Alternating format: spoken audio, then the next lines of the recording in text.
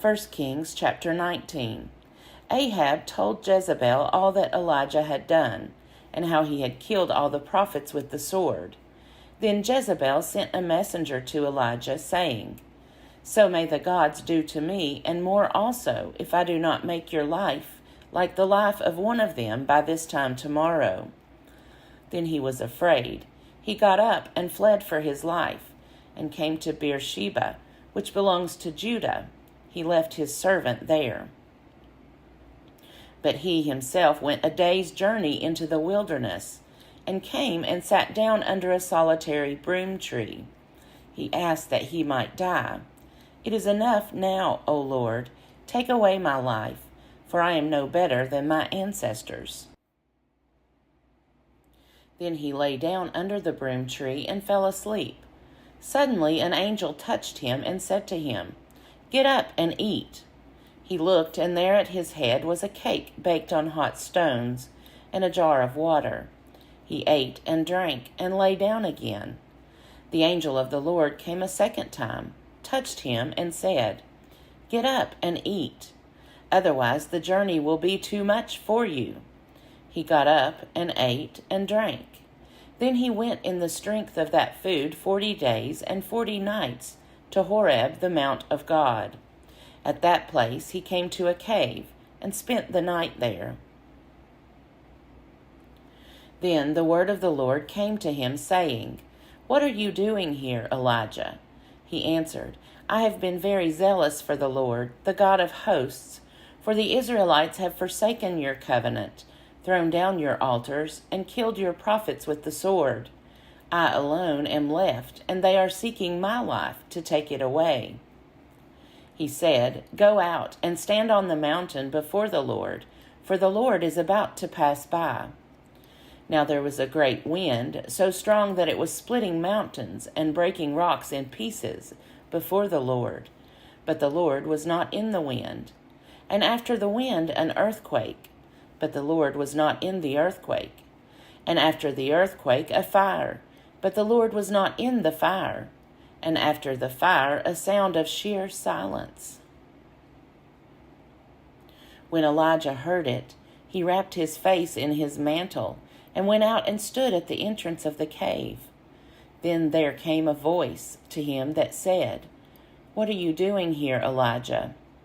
He answered, "I have been very zealous for the Lord, the God of hosts, for the Israelites have forsaken your covenant, thrown down your altars, and killed your prophets with the sword.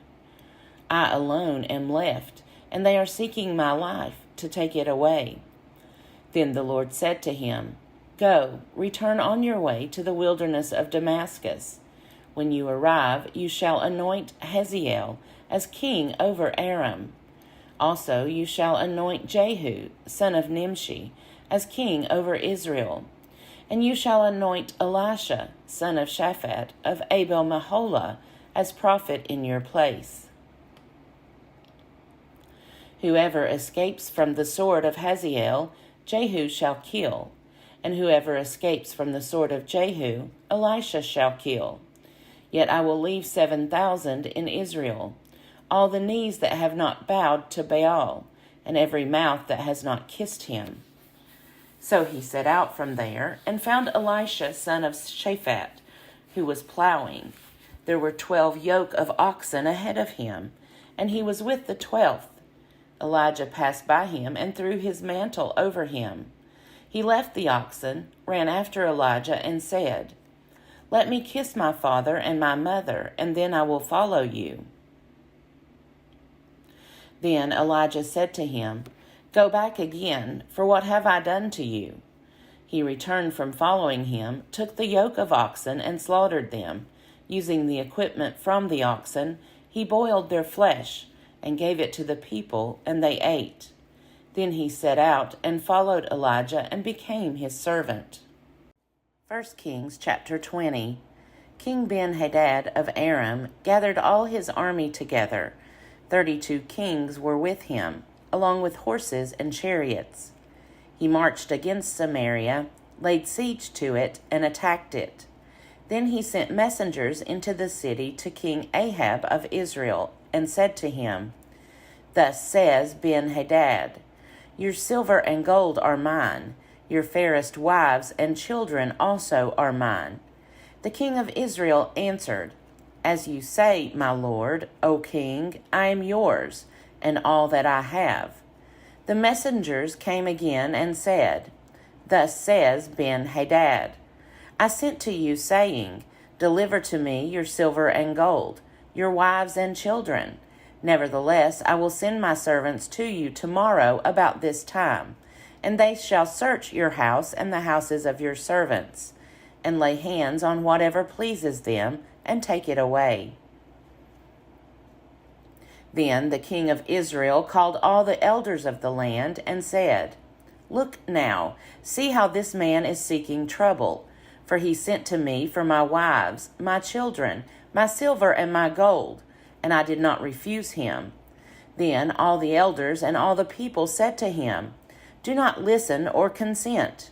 So he said to the messengers of Ben-Hadad, tell my lord the king, all that you first demanded of your servant I will do, but this thing I cannot do.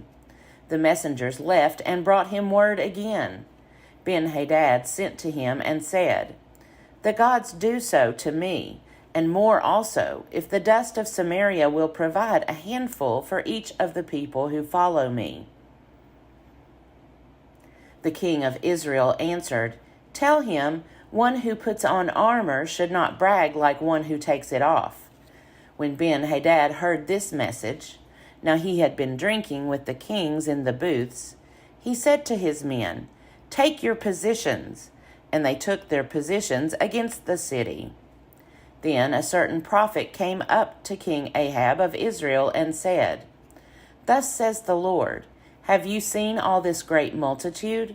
Look, I will give it into your hand today, and you shall know that I am the Lord.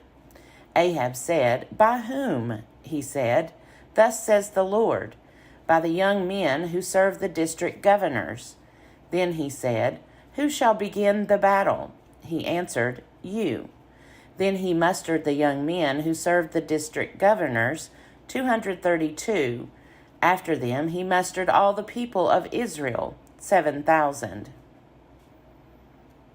They went out at noon, while Ben-Hadad was drinking himself drunk in the booths, he and the 32 kings allied with him. The young men who served the district governors went out first. Ben-Hadad had sent out scouts, and they reported to him, men have come out from Samaria. He said, if they have come out for peace, take them alive. If they have come out for war, take them alive. But these had already come out of the city, the young men who served the district governors, and the army that followed them. Each killed his man. The Arameans fled, and Israel pursued them. But King Ben-Hadad of Aram escaped on a horse with the cavalry. The king of Israel went out, attacked the horses and chariots, and defeated the Arameans with a great slaughter. Then the prophet approached the king of Israel and said to him, come, strengthen yourself, and consider well what you have to do, for in the spring the king of Aram will come up against you. The servants of the king of Aram said to him, their gods are gods of the hills, and so they were stronger than we. But let us fight against them in the plain, and surely we shall be stronger than they. Also do this, remove the kings, each from his post, and put commanders in place of them, and muster an army like the army that you have lost, horse for horse, and chariot for chariot. Then we will fight against them in the plain, and surely we shall be stronger than they. He heeded their voice and did so. In the spring, Ben-Hadad mustered the Arameans and went up to Aphek to fight against Israel.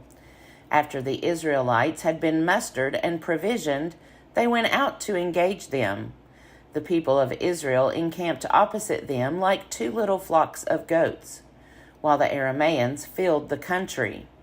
A man of God approached and said to the king of Israel, thus says the Lord, Because the Arameans have said, the Lord is a God of the hills, but he is not a God of the valleys. Therefore I will give all this great multitude into your hand, and you shall know that I am the Lord. They encamped opposite one another 7 days. Then on the 7th day the battle began. The Israelites killed 100,000 Aramean foot soldiers in 1 day. The rest fled into the city of Aphek, and the wall fell on 27,000 men that were left. Ben-Hadad also fled and entered the city to hide. His servants said to him, "Look, we have heard that the kings of the house of Israel are merciful kings. Let us put sackcloth around our waists and ropes on our heads, and go out to the king of Israel. Perhaps he will spare your life." So they tied sackcloth around their waists, put ropes on their heads, went to the king of Israel, and said, "Your servant Ben-Hadad says, 'Please let me live.' And he said, 'Is he still alive? He is my brother.'" Now the men were watching for an omen. They quickly took it up from him and said, "Yes, Ben-Hadad is your brother." Then he said, "Go and bring him."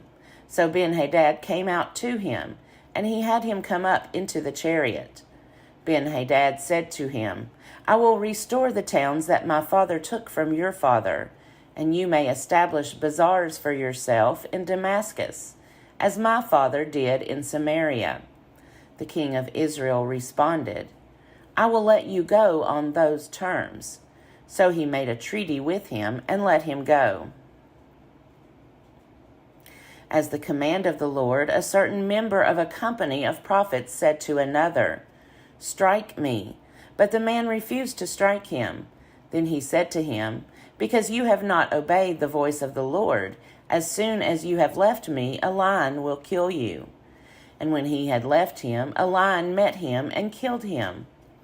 Then he found another man and said, "Strike me." So the man hit him, striking and wounding him.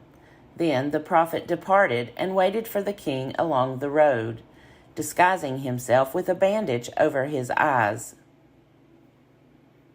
As the king passed by, he cried to the king and said, "Your servant went out into the thick of the battle. Then a soldier turned and brought a man to me and said, 'Guard this man. If he is missing, your life shall be given for his life, or else you shall pay a talent of silver.' While your servant was busy here and there, he was gone." The king of Israel said to him, "So shall your judgment be. You yourself have decided it." Then he quickly took the bandage away from his eyes. The king of Israel recognized him as one of the prophets. Then he said to him, "Thus says the Lord, because you have let the man go whom I had devoted to destruction, therefore your life shall be for his life, and your people for his people." The king of Israel set out toward home, resentful and sullen, and came to Samaria.